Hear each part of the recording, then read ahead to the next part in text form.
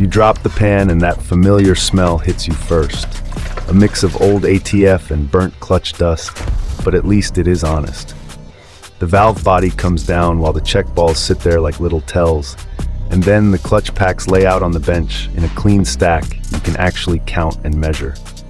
That is the ritual we all know, and it works because you can see the whole machine thinking right in front of you. Now, take a modern unit and put it on the floor next to that old one.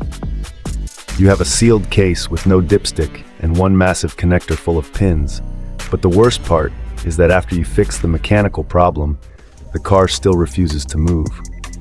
We have to ask ourselves when rebuildable hardware turned into replace-only inventory. The shift from mechanical to gated. Mechanical sovereignty used to be a simple concept. It meant you could diagnose a failure, buy the parts, and finish the repair in your own garage without ever needing a manufacturer to approve the final outcome. Old automatics made that possible because they were readable machines. You had friction plates that came in standard sizes and seals you could match by feel, plus a valve body that worked like a hydraulic circuit you could trace as long as you stayed patient and kept your springs organized. Even when those units felt mysterious, the mystery lived entirely in the metal and the fluid, which meant your actual skills mattered. If the transmission slipped, you checked the pressures and chased down the leaks before fixing the worn valves, and you put it all back together, knowing the machine would accept the work because it did not have an opinion about who did the job. Everything changed when the transmission stopped being a standalone machine and started acting like just another computer on the network. Modern units sit on the CAN bus like any other control module while talking to the engine, the immobilizer, and even the shifter, which means a perfect rebuild can still look like a total failure to the car. If you have felt like you are fighting a ghost in a machine that used to be purely mechanical, you are not imagining things because the finish line has officially moved. In this video, I'm going to prove 4 specific lockout tools by using the same kind of evidence you would see in a courtroom or at a warranty arbitration.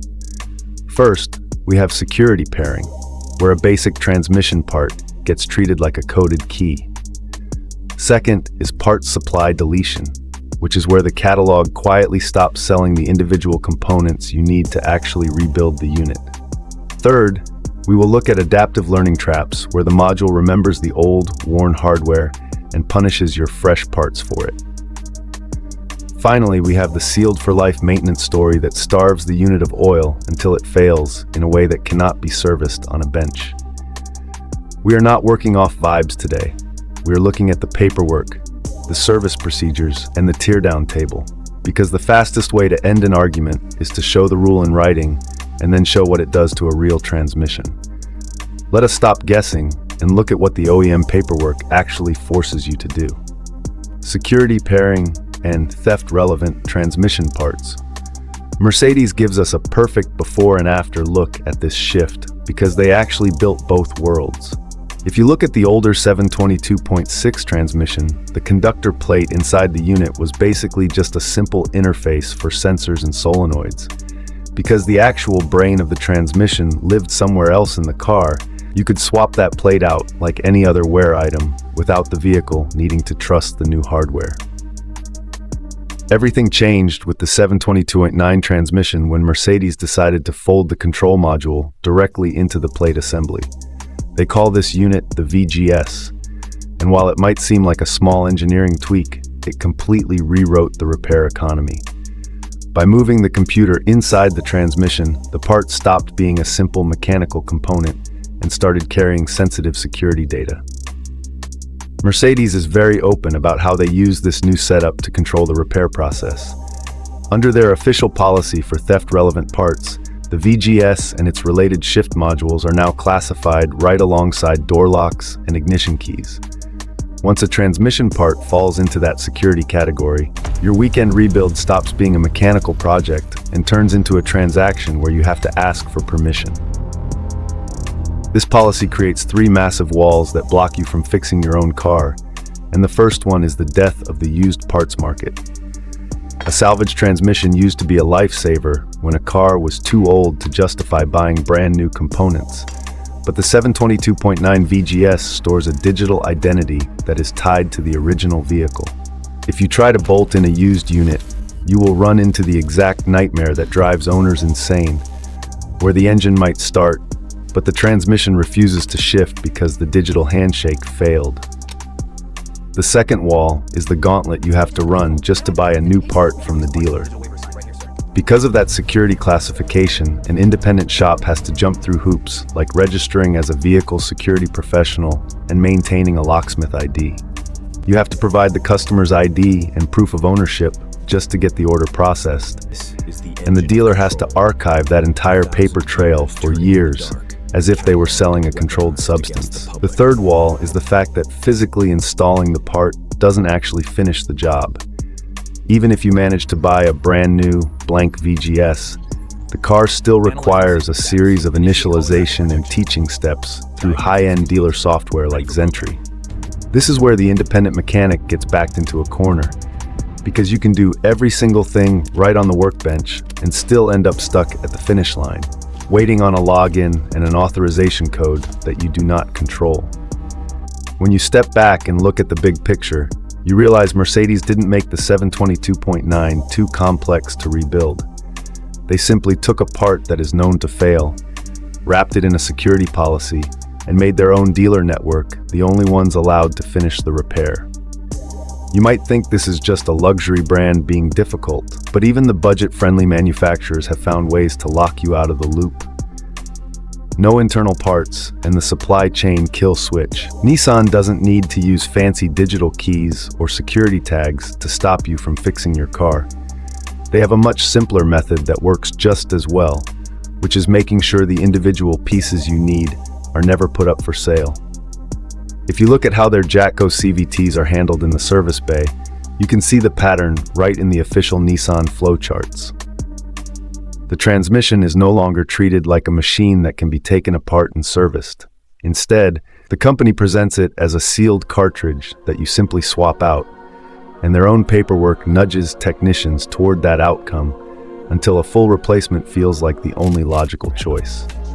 In Technical Service Bulletin NTB 6110, the diagnostic path is designed to move you away from small repairs as quickly as possible. When a technician pulls codes like P2813 or P2776, the guide tells them to perform a valve body inspection and look at the internal drive belt.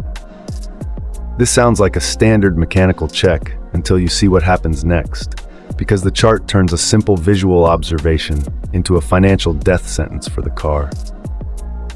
If that push belt shows even a little bit of scoring, the instructions don't give you a part number for a new belt or a pulley kit. The official repair at that point is a full sub-assembly replacement, which means the valve body and the entire core of the transmission get tossed in the trash together. Even if you have spent your whole life rebuilding transmissions and have the skill to replace a single belt, Nissan's procedure treats that minor internal damage as the end of the road. Even when the belt looks perfectly fine, the system still pushes you to replace the entire valve body assembly and reprogram the computer rather than fixing a single solenoid. This strategy turns a test of craftsmanship into a simple logistics problem where the only way to win is to order the largest, most expensive chunk of metal available. This is the part of the process that truly kills the backyard rebuild, and it has nothing to do with the CVT being too complicated for a human to understand. The problem is that the internal hard parts simply do not exist in the parts catalog, so you can't finish the job because you can't buy the materials. You can have a clean workbench, a full set of measuring tools, and a perfect plan for the teardown, but you will still hit a wall that talent cannot climb. This same story shows up from the consumer side in the class action case of Stringer versus Nissan of North America, which was filed as case number 3, PORS 21 CV00099. The documents in that case describe a long list of safety complaints like stalling and jerking, but the solution was almost always a full assembly replacement rather than a targeted fix. Nissan's version of a lockout doesn't start with a computer chip or an encrypted key, but at the parts counter where the rebuild kit was never offered in the first place. Adaptive learning, module flashing, and the rebuild that self-destructs. Even if you manage to find the right parts, the software can still decide to reject your work. General Motors uses a component called the THCM inside their 6L80 transmissions, which is a control module that lives right in the middle of the unit. You can swap a brand new one in, but it will not just wake up because the connector fits, and it actually requires VIN-specific programming through GM's proprietary software systems.